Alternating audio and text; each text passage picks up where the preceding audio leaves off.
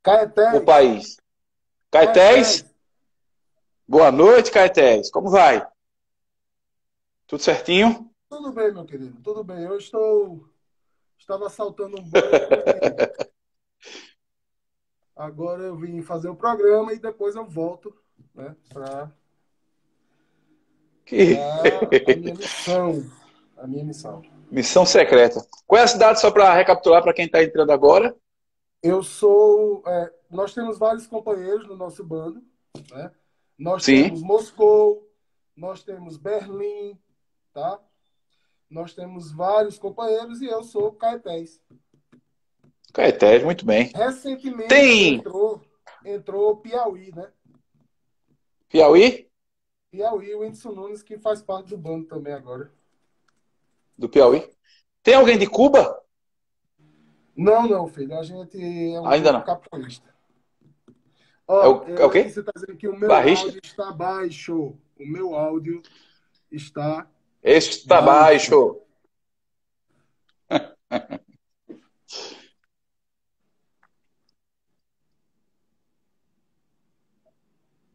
O que é isso, ADL?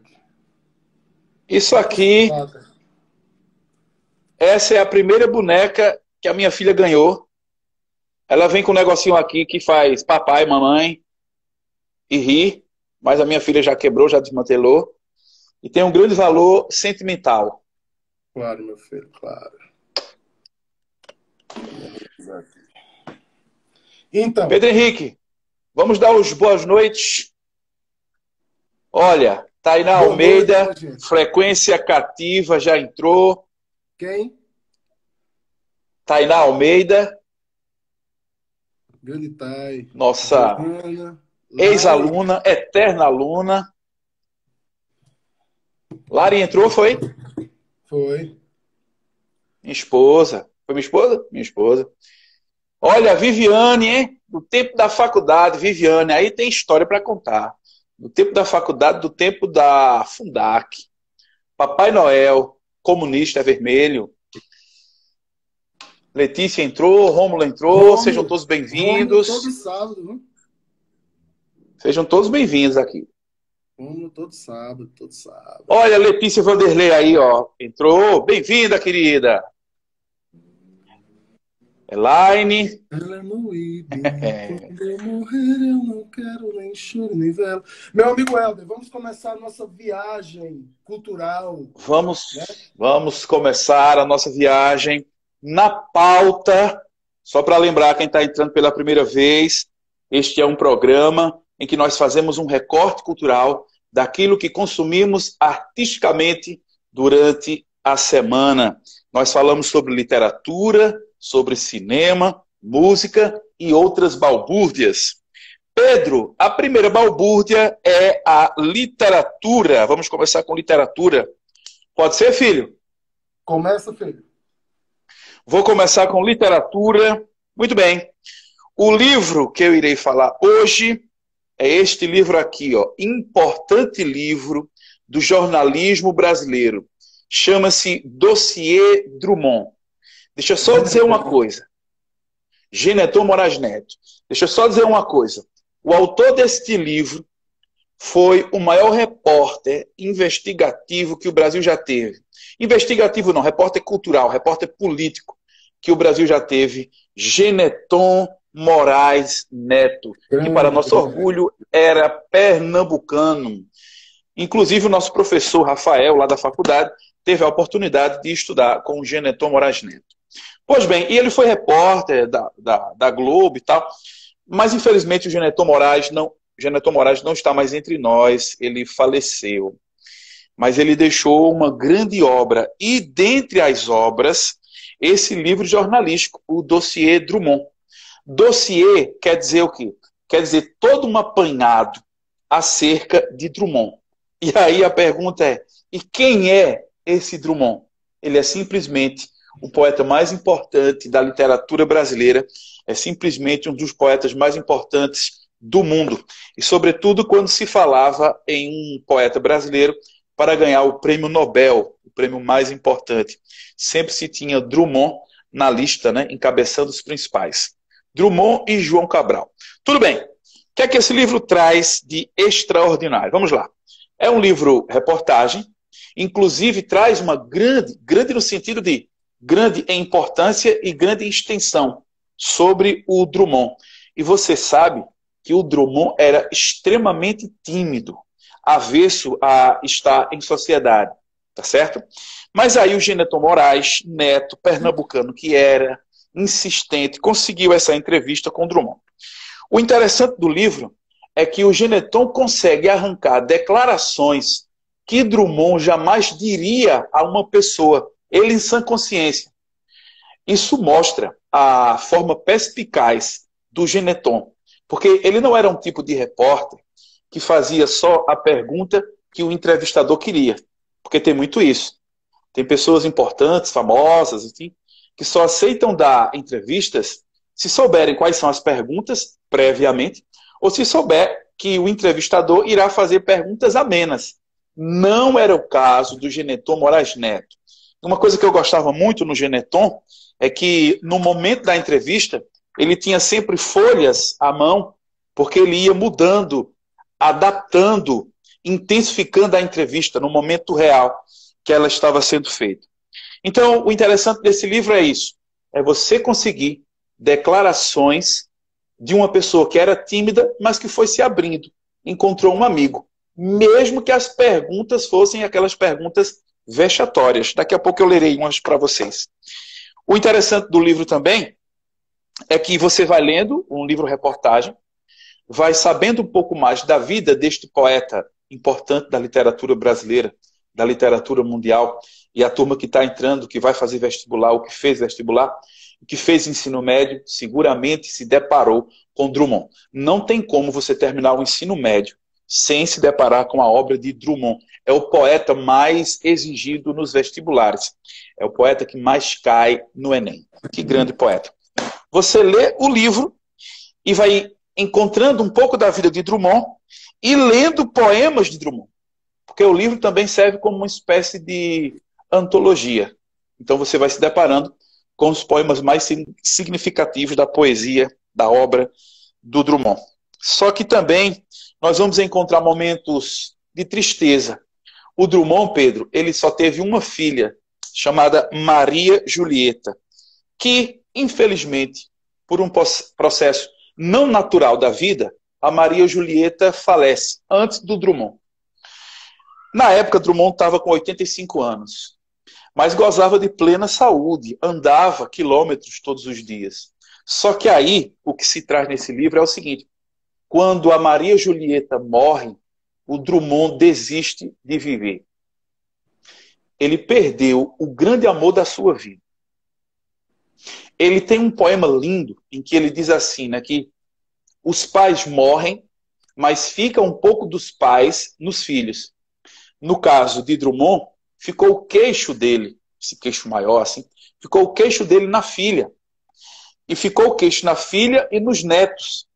Então a ideia, veja como o poema é bonito, né? A ideia é mais ou menos essa, de que embora você morra, mas um pouco de você fica no mundo ainda. Então fica o queixo inconfundível do Drummond. Que poema lindo, que poema belo. Então é isso. Uma semana depois do falecimento da filha de Drummond, o Drummond se entrega. O que se diz é isso. Ele gozava de plena saúde, mas ele se entrega. Por quê? Porque ele perdeu o grande amor da sua vida. Ele perdeu a Maria Julieta.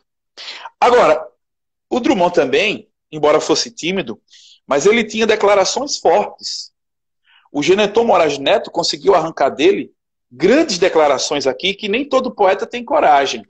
Como, por exemplo, atenção, pergunta e resposta. Pergunta, Geneton: a poesia brasileira hoje é ruim, segundo o senhor diz. De quem é a culpa?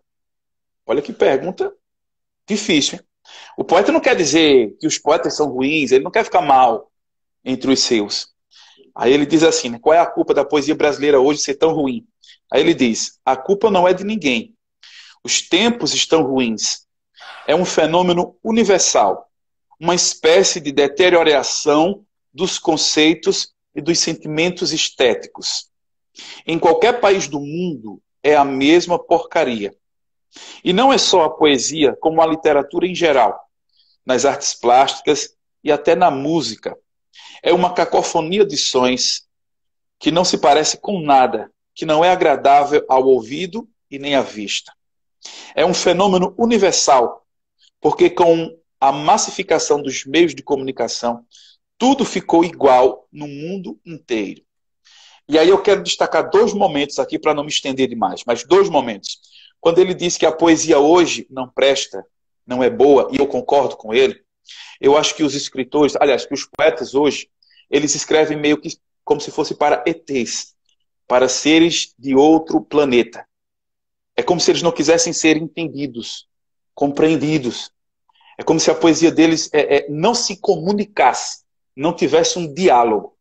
A poesia, ela não tem que ser esclarecedora. Uma coisa que esclarece é a ciência. A ciência esclarece.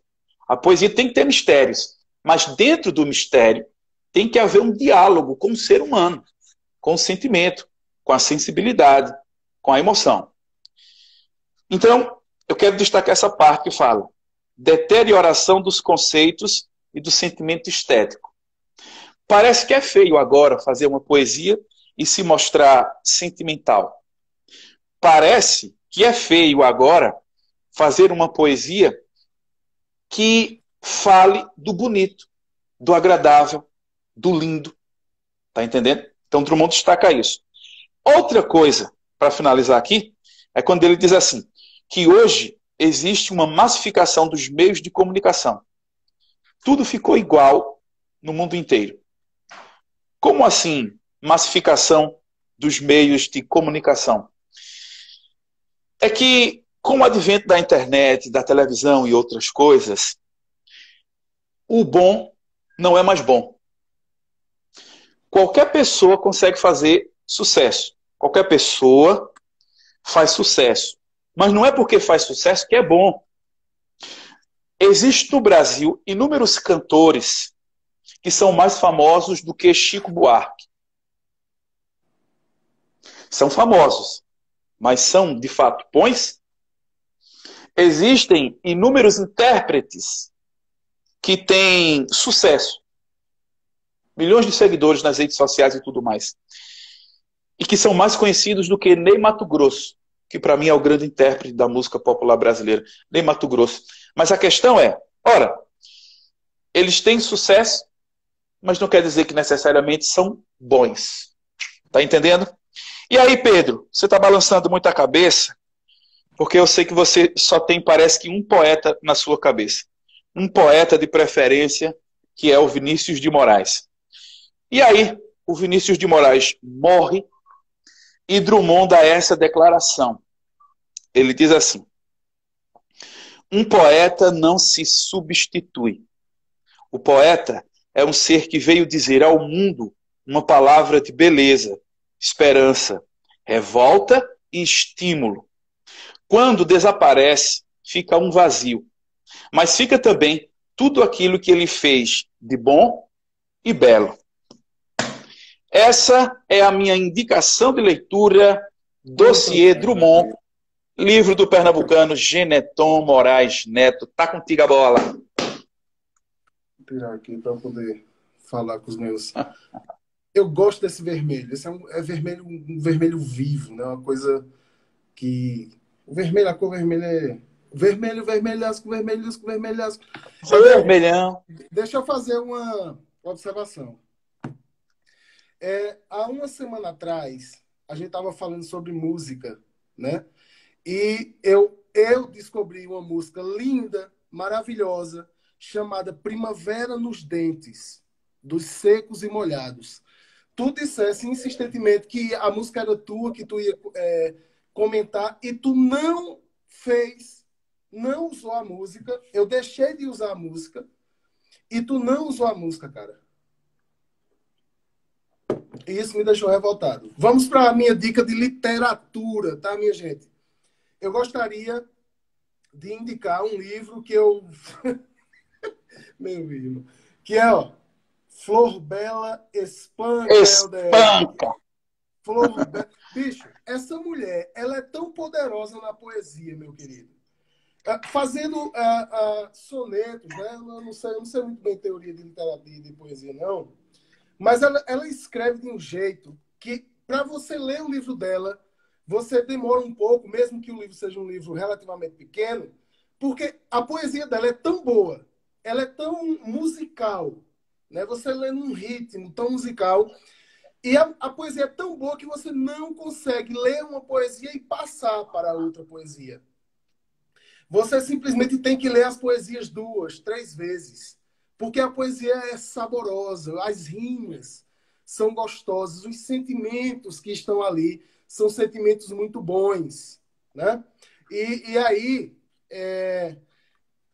ela é tão poeta, Elder, que o nome dela é poesia, né?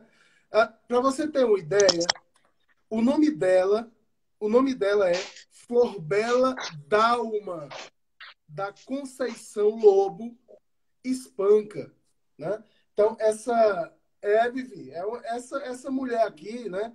E ela tem algo que eu acho impressionante, que bate muito com a poesia dela. É muito interessante quando a vida do poeta está muito refletida naquilo que ele escreve, Alderic. Assim como Vinícius de Moraes, você vê, né, que a poesia de Vinícius de Moraes está refletida na vida dele, e aí há um diálogo, um processo dialógico, né, um processo dialético entre o poeta e a sua obra. Em Flor Bela Espanca acontece o mesmo, né? Não existe muita certeza, tá? Os biógrafos não têm muita certeza se ela realmente se suicidou. Mas há um consenso, assim, há uma, digamos, uma grande maioria dos estudiosos de Flor Bela dizem, afirmam que Flor Bela Espanca se suicidou, meu querido. E por quê? Porque Flor Bela Espanca, ela estava aquém da civilização, meu querido. E aqui eu estou falando de civilização não no sentido casa e tal, mas da própria formação. Ela estava muito no instinto, tá? Ela estava muito no instinto. E aí o que é que acontece? Ela tenta viver um amor incestuoso. Você sabe o Oh, que é isso, Elderic? É eu quando você, sei. meu irmão, pelo amor, eu não vou nem falar. Eu não vou nem falar. De tão bestial, né? De tão louco que é. Mas é quando um parente ele vai ter amor por outro parente. É a mesma coisa, Elderic, de você que é meu irmão, você se apaixonar por mim. Você não vai querer fazer uma coisa dessa, né? Foi Você o que tem uma... aconteceu. E Ela aí, se apaixonou pelo irmão, não é isso? ela se apaixonou pelo irmão. E o irmão morre no Tejo. E aí a vida dela acaba também. Eu estou espantado porque o livro que eu escolhi, a história que eu ia contar com esse livro, bate muito com a história que tu escolhesse. A gente não combina, minha gente. A gente não combina. E aqui estou eu falando de quê? De uma pessoa que viu a morte de frente e que a sua própria vida acabou. Tá? Então aqui é um dos livros da Flor Bela e eu quero ler uma poesia que eu tenho lido muito e gostado muito, Elder. Você que tem apreço por loucos, né? Você que é um cara que escreve sobre loucos, estuda sobre loucos, é louco, né? Você vai gostar dessa poesia que eu separei para você. E se você A rocha. permitir, eu vou ler em sua homenagem, tá? O nome da poesia é A Doida. É do Eric. O nome da Ah, poesia é A Doida.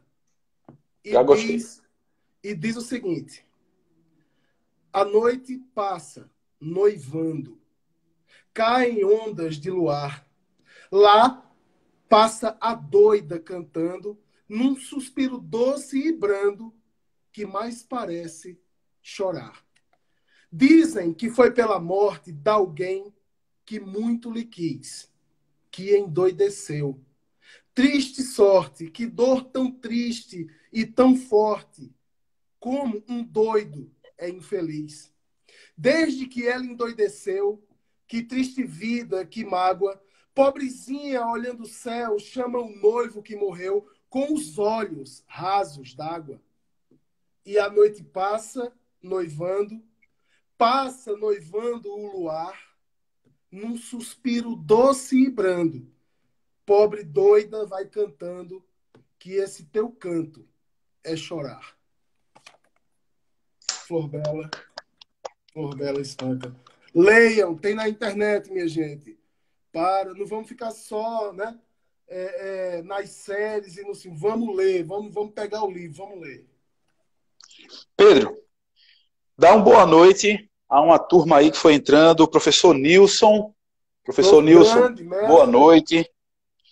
Minha ex-aluna Lilian. Lilian, seja bem-vinda ao programa Intervenção. Pedro, aquele que nos acompanha desde os tempos da Rádio 87 FM, Álvaro. Boa noite, Álvaro. Boa noite, Fabrícia, grande amiga, acabou de entrar. E o nosso Xaxá, o nosso Charles Lemos, também entrou. Sejam bem-vindos. Edec, deixa só... Chico Simões, dá uma lida aí. Falar Chico Simões. Na poesia e também o que acham dessa poesia mais engajada, de acordo com os discursos de minorias sociais, com a poesia que tratam da questão da mulher. Bicho, Chico, eu particularmente, a minha opinião sobre isso é o seguinte, heretismo eu não sei, tá? Eu não conheço o termo, mas a poesia engajada, ela está dentro do escopo da poesia. A poesia sempre foi engajada. Eu não acho que existe poesia não engajada e poesia engajada. Toda poesia está engajada com algo, está relacionada a algo, né? Está sempre engajada. Mas engajada politicamente, né? Como você fala. Desde que existe poesia politicamente. E a poesia ela está dentro do espaço da liberdade humana de se expressar sobre os mais diversos assuntos. E eu acho legal.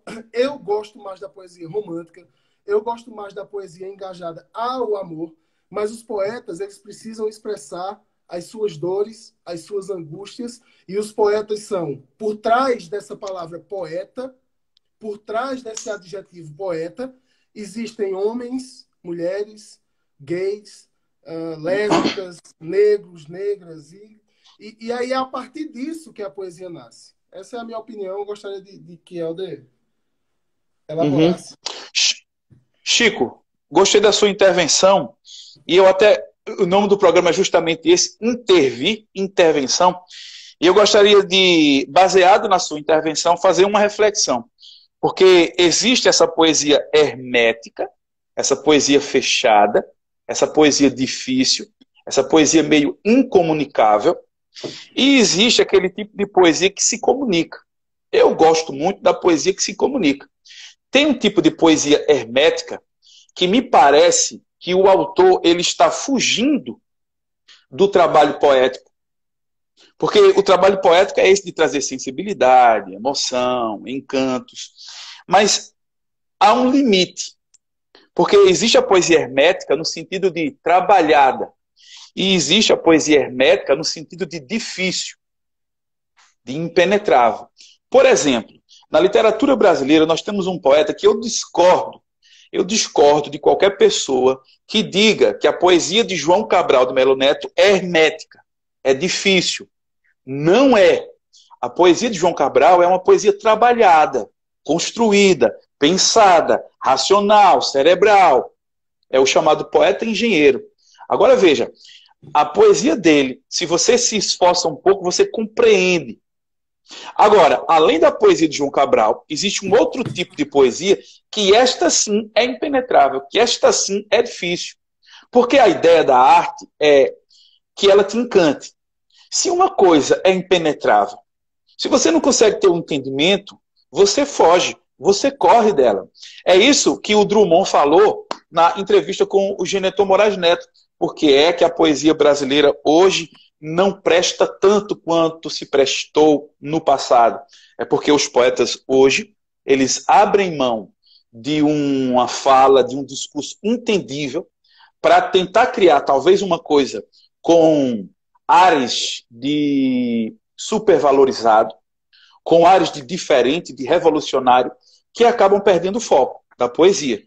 Que, sobretudo, ainda é isso que Pedro falou, está engajada. Pedro gosta de uma poesia que está engajada com os sentimentos. Eu gosto mais de uma poesia engajada com os pensamentos. Mas todas elas se comunicam. Pedro gosta de Vinícius de Moraes, poeta da paixão, poeta do amor. Meu poeta preferido é João Cabral, o poeta da razão. Só que tanto Vinícius quanto João Cabral são poetas entendíveis, que dizem algo ao povo. E aí, o poeta hermético é um poeta fechado. Se é fechado, é impenetrável. Se é impenetrável, ele fica em outro mundo, em outra galáxia. Gostei da sua intervenção, meu querido Pedro. Deixa eu registrar aqui, Helder, a presença de Stephanie Metódio. Essa mulher é incrível, tá? E a poesia é engajadíssima. Viu? Stephanie, um beijo. Bem-vinda, querida. Pedro, na sequência, vamos para o cinema. No cinema, esta semana, na verdade, eu vou de série. Eu vou com uma série. Eu sou uma pessoa que eu prefiro o filme à série. Porque o filme, em 2 horas, ele conta tudo.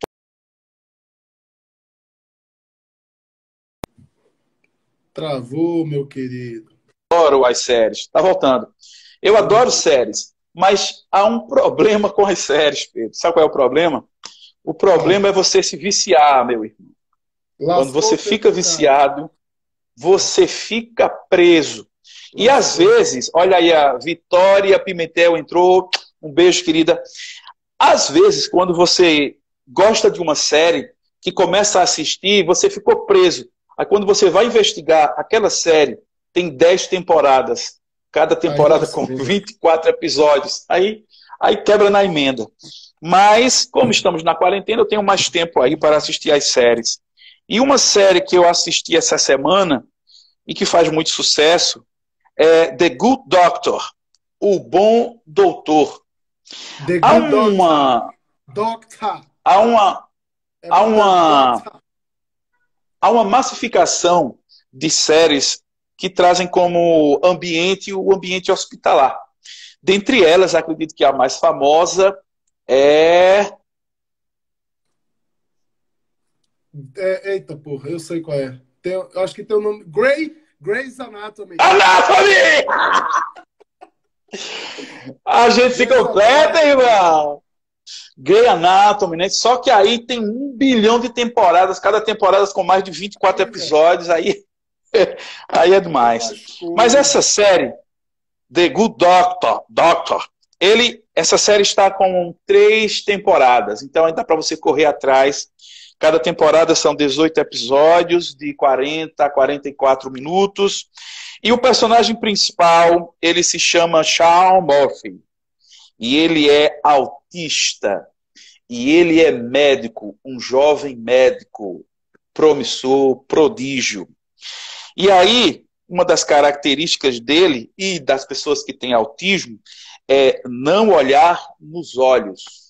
Está sempre fugindo desse olhar no olho. Só que a ideia é o seguinte: causa uma estranheza um médico que não olhe nos olhos, que nem olhe no rosto. Então as pessoas ficam meio que espantadas. E sobretudo quando elas sabem que ele é autista. Né? Que ele é autista. Mas além de autista, ele também tem a síndrome de Savant. Síndrome de Savant no francês quer dizer sábio. O sábio. Que síndrome é essa, Pedro? Vê só, que coisa incrível. É assim, a pessoa que tem a síndrome de Savant, o cérebro dela, toda a energia do cérebro dela é direcionada para uma área. E aí essa pessoa se torna um grande especialista. Pode ser em números, pode ser na medicina, pode ser na literatura. O seu cérebro é direcionado para uma área. E você se torna um verdadeiro gênio naquilo. Só que, em outras áreas, você tem um grande déficit. Por exemplo, quem tem a síndrome de Savant consegue fazer cálculos gigantescos. mas não consegue amarrar os cadastros. Aí você percebe uma coisa tão banal como era amarrar os cadastros. Só que ele consegue fazer contas incalculáveis ao ser humano comum, convencional. É preciso o uso da calculadora. Mas se não bastasse isso, outro exemplo da síndrome de Savant é você decorar livros, e quando eu digo decorar não, memorizar livro, do começo ao fim. Então vamos lá, esse livro tem 430 páginas, então quem tem a síndrome de Savant decora este livro. Mas não só esse, decora outros tantos, do começo ao fim. Mas não sabe abotoar a sua camisa. Tem dificuldades. Então aí você percebe que o personagem, o Shaw Murphy, ele é um grande médico, porque ele tem essa habilidade, mas ele falha em outras áreas, como, por exemplo, a área de se relacionar com os seres humanos. Entendeu? Ele não consegue se relacionar. Então, há toda uma suspeita de que se ele será ou não um bom médico. Porque, primeiro, ele tem autismo, ele vive como se fosse em um outro mundo. Então, ele tem essa síndrome, ele é muito bom em uma coisa e ruim em outras. Tá entendendo? Bem, o que eu percebi nessa primeira temporada é que ele é um gênio robótico. Quando eu digo robótico, no sentido de robô, mecânico, automático. Ele sabe de tudo ligado à medicina. Ele sabe de todos os prognósticos, diagnósticos, ele sabe de tudo. Mas ele não sabe se relacionar com seres humanos. Para você ter uma ideia, eu tirei um trecho aqui de uma fala dele, que é assim, ele questiona, ele pergunta, ele diz assim, por que as pessoas choram ao saber que vão ter que amputar uma perna? Nenhuma pessoa comum diria isso. Ele é muito frio. Agora, por que eu digo que ele é frio? Porque a pessoa que estava doente, ela foi salva. A pessoa poderia morrer. Ele salvou a pessoa, mas teve que amputar a perna da pessoa. Então, na cabeça dele, é a questão das perdas e ganhos. Ele ficou com a vida, mas perdeu uma perna. Então, ele questionou, é por que essa pessoa está chorando só porque vai perder uma perna? Mas ela não está viva? Então, ele não tem esses traquejos, essa coisa mais humanizada, né? Na verdade, ele é um gênio em que lhe falta ser humanizado. Não é que ele seja desumano, não é que ele seja ruim, é que, desde criança, ele foi criado por pais que o maltratavam, que o tratavam ruim, ele fugiu de casa e tudo. Então, assim, ele não teve amor, não sabe o que é o amor, não sabe lidar com o ser humano. Então, ele sabe ser um robô, ele decora, ele memoriza, mas ele não sabe necessariamente lidar com as pessoas. Esta é a minha indicação de hoje no cinema, de Good Doctor. Primeira temporada, são 3, hein? Dá para correr atrás.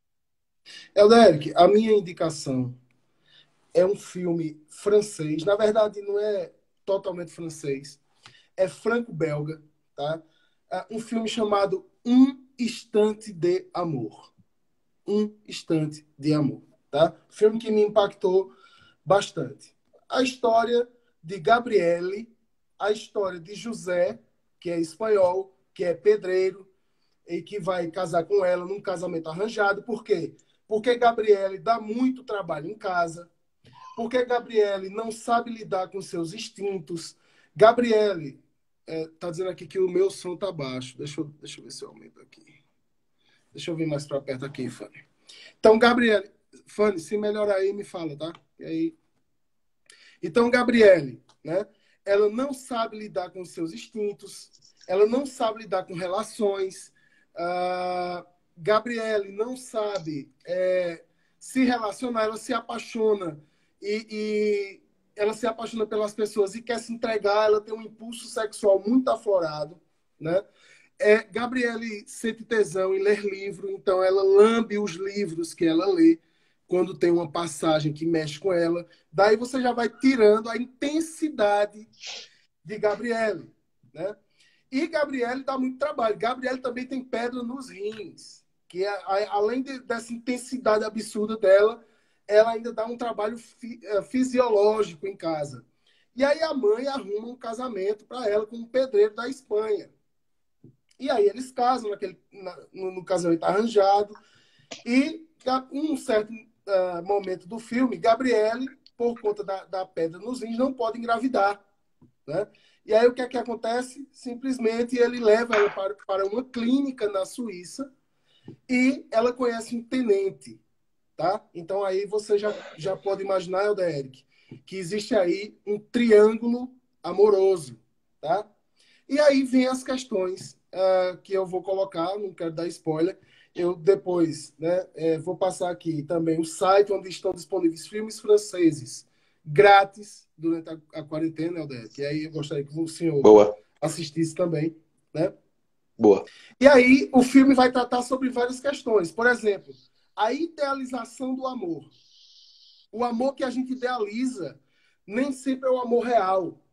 Uma coisa é o amor real, outra coisa é o amor idealizado. Isso é uma das questões, né? E aí a gente, às vezes, está idealizando tanto o amor e perdendo o amor real. É uma das questões, né? Uma questão é, será que um instante de amor vale por uma vida? É outro, né? Questionamento que o filme traz. Eu não quero falar muito, porque o filme é tão bem encaixado, tão bem montado, Helder, que se eu falar demais eu vou dar spoiler e aí acabou. Mas a minha dica é Um Instante de Amor, tá?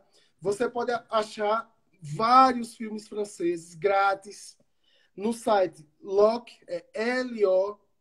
LOOKE.com.br, tá? Stephanie, eu vou mandar o site aqui. Deixa eu tentar. LOCKE. Um momentinho. Helder, lê a intervenção de Thay aí, enquanto eu coloco o site aqui. Para todo mundo assistir filme francês aí, grátis. E assistir Tainá Um Instante de Almeida, Amor. ela diz, tenho uma indicação em homenagem ao Dia do Trabalhador. Filme Você Não Estava Aqui, de Ken Loach. Filme necessário e urgente que aborda a uberização das relações de trabalho.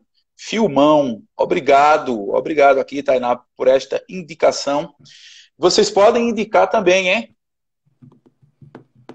Falem os filmes aí, minha gente. Falem os filmes que vocês Olha gostam. aqui, ó, uma intervenção da Fanny Bernal, ela diz, gostei do The Good Doctor, me lembra do Dr. House, só que com pitadas a mais de riso e de reflexão para o ser humano. Obrigado.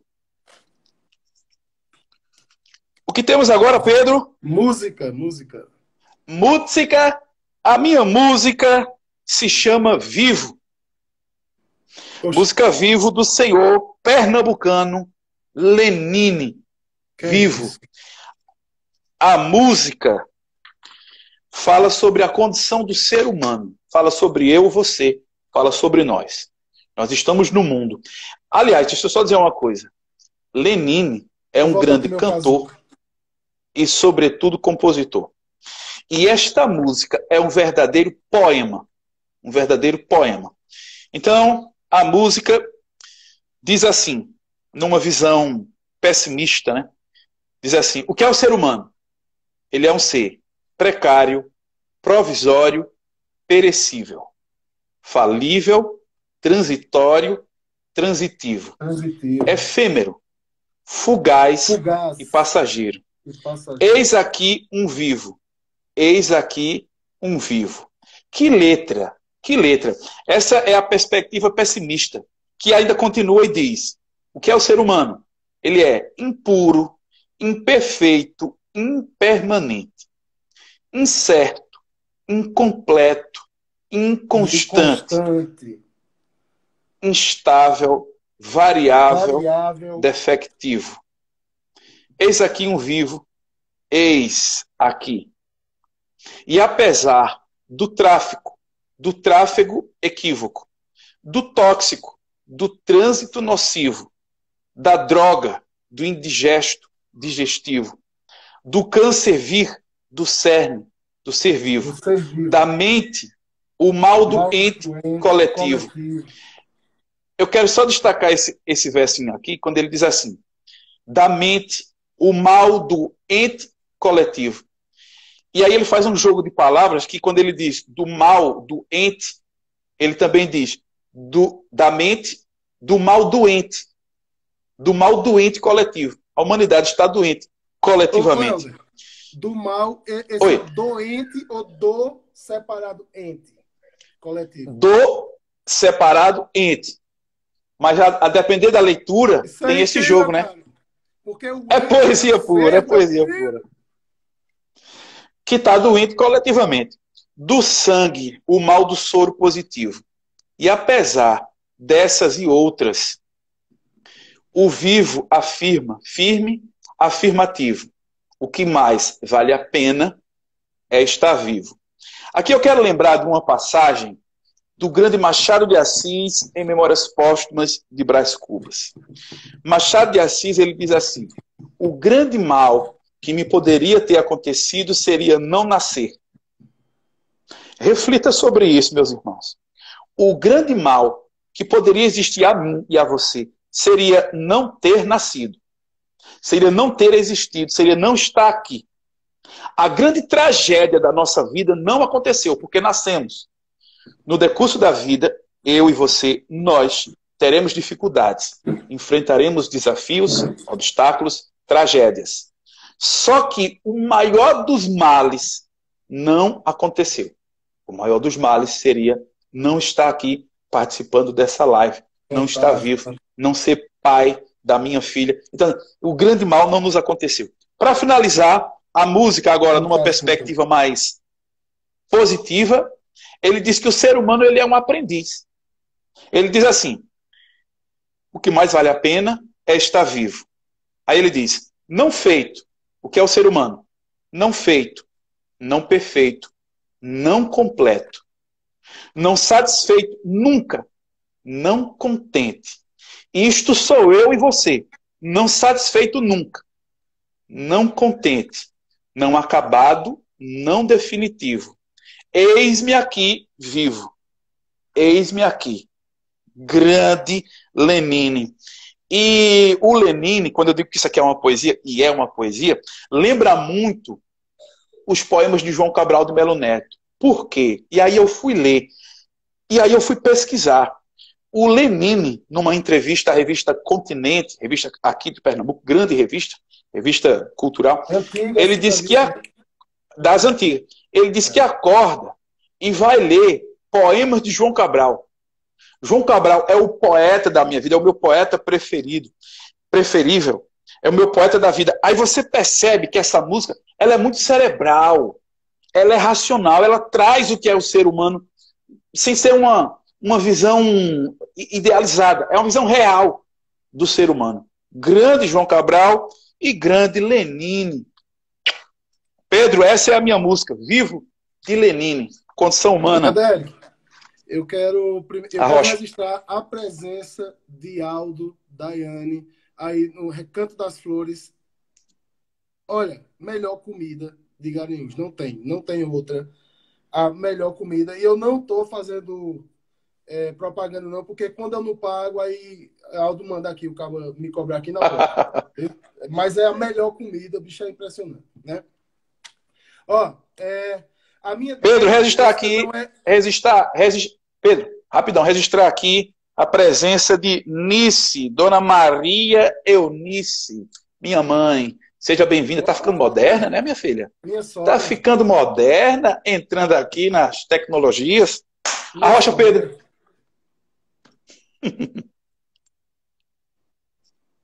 Sim, é por falar. Vamos lá.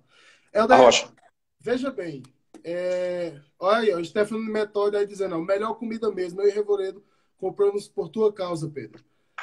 É muito gostosa a comida, bicho. Vale a pena. Meu amigo Aldo, minha amiga Day, ali sabe cozinhar, nunca vi não, viu? E eu vou ver se por essa propaganda aqui eu ganho pelo menos uma quentinha, né? Mas tudo bem, vamos em frente. Elderic, a minha dica não é uma... Hoje eu não vou falar de uma música. Hoje eu quero falar de uma obra gigantesca, de uma obra de tão intimista, ela é imensa, né? Eu quero falar de uma moda que teve nos anos 90, que você há de lembrar, que eram os discos unplugged, tá? Existem vários Traduz. discos Traduz. unplugged. Os famosos acústico MTV, tá? Que foi um projeto belíssimo, que teve grandes bandas. Como a gente está nos anos 90, aí veio o grunge, né? Então, tem três unpluggeds que eu amo. Nirvana, Alice in Chains e, é tão bom, e Pearl Jam, que eu adoro, que eu amo, né? E aí, o que é que acontece, né? O Brasil também teve grandes acústicos, né? A MTV aqui, infelizmente, faliu, né? Mas produziu grandes acústicos. Legião. Legião, Legião Los Urbana. Hermanos, Cássia Eller, Gilberto Gil. Isso é muito bom. Isso é muito legal. Mas dentre esses, meu Engenheiros, né? irmão, engenheiros, todos grandes obras. A de Gilberto Gil, eu tenho um apreço incrível. Tá? Titãs, Carolina está dizendo aqui, ó. Titãs, Titãs. muito. Barão Vermelho, tá? Mas, Boa. Helder Eric, entre esses, existe uma pérola rara. Kid e Abelha, como a Tainá está dizendo. Entre esses acústicos, existe uma pérola rara. Eu acho que Cidade Negra fez, mas não era pela MTV. Uma Existe uma pérola. joia. Como é? É a Pérola Negra. Não, cara. Não. É outra.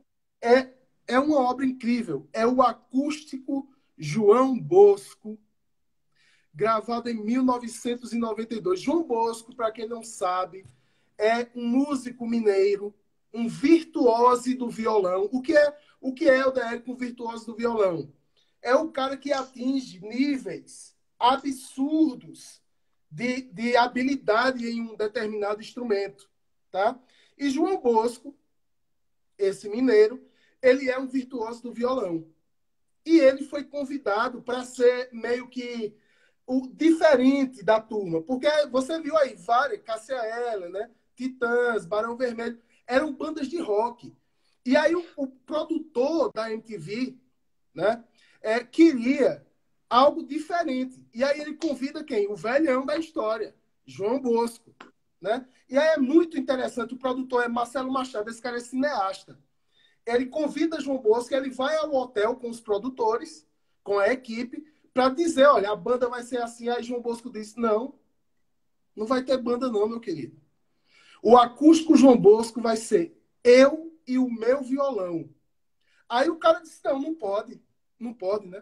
Ele disse, pode, deixa eu lhe mostrar. Ele pega o violão e quando ele começa a tocar a primeira música da Eric, o Marcelo Machado diz, este vai ser o acústico MTV perfeito. É um dos únicos acústicos MTV que é só o cara e o violão, e nada mais. Só que João Bosco faz dobrar o violão. João Bosco tocando seu violão, parece, quem for ouvir, eu gostaria muito que vocês ouvissem esse disco, ele está disponível nas plataformas, e ele está no YouTube. Ele dobra o violão, ele toca tanto que dá a impressão que existem dois violões ali, tá? Quero registrar aqui o meu amigo John Matheus Barbosa, Dialetizando. Melhor canal aí para a gente pegar a teoria, viu? A teoria do entendimento da realidade a partir de Marx. E aí o que é que acontece, meu amigo Helder Eric? Eu queria dizer, eu não vou muito falar das músicas, mas eu queria dizer quem escreve, porque João Bosco ele tem algumas letras, ele faz, mas a maioria da participação do João Bosco é com a música. Ele não se importa muito com a letra. Por isso que ele balbucia muito. Se você ouve João Bosco, você nota que ele balbucia muito as músicas. Tá? Porque, simplesmente, ele está ligado na música, mas ele tem parceiros. Eu gostaria de destacar algumas parcerias aqui, meu querido LDR. Primeiro, na música Odilê Odilá, pessoal que está assistindo aqui, que vai ouvir o disco João Bosco, certo? Acústico, vocês vão redescobrir o Brasil. Vocês vão redescobrir um Brasil africano. E vocês vão redescobrir um Brasil poético. Tá? Então tem uma parceria com Martinho da Vila, que é Odilê Odilá, que ele traz, além do virtuosismo no violão, ele traz essa africanidade na música. Você sente a África Você sente a percussão, LDL, mas só tem um violão, né? Aí tem uma música chamada Zona de Fronteira, que ele escreve com um cara que você conhece, chamado Wally Salomão. Olha o Poeta. naipe, olha o naipe da galera. Só que tem uma música que eu quero destacar aqui também, né? Que é Tiro de Misericórdia. LDL, Tiro de Misericórdia é uma música cuja letra é de Aldir Blanc. Aldir Blanc é o grande parceiro de João Bosco, tá? E essa música conta a história de um moleque que nasce na favela e que ele tem um corpo fechado pelos orixás. E aí essa música conta a história da luta, e aí é uma peça literária. Eu quero que você ouça o Tiro de Misericórdia no disco acústico, tá? Para você me falar depois. É uma peça literária, meu irmão, que se assemelha à literatura de Jorge Amado, onde, no mesmo plano de realidade literária, está em combate o real e o imaginário, o concreto e o abstrato, a física e a metafísica. Porque a história desse cara que nasce no morro e que tem o corpo fechado pelos orixás, ele vai ser perseguido pela polícia. Isso é a realidade. Os orixás vão protegê-lo. Isso é a irrealidade, isso é a fantasia, isso é a metafísica. E como é que essa história termina? Aí é uma outra... Só quem ouvir a música vai poder ter e perceber essa beleza, né? E aí depois vem três músicas que eu considero as músicas mais românticas do mundo, que é Jade, Memória da Pele, que é a letra de Ali Salomão, Jade, a letra de João Bosco, e Corsário, regado a declamações de Mayakovsky. Olha o nível desse disco, meu irmão. E, show de bola! Simplesmente João Bosco, para terminar, ele junta Beatles com Noel Rosa. Meu irmão, que disco é esse? É a minha dica. Show de bola! Show de bola! Quando você falou que era uma pérola, eu associei que você iria falar, por isso que eu disse Pérola Negra, você iria falar de Luiz Melodia, que infelizmente faleceu há alguns anos. Que grande cantor, e fez um acústico também. Que grande cantor o Luiz Melodia. Pedro, nos resta... Diga. Só dizer ao pessoal que está assistindo que eu vou postar a capa do disco. Se você puder também, poste a capa do disco onde tem a música Vivo.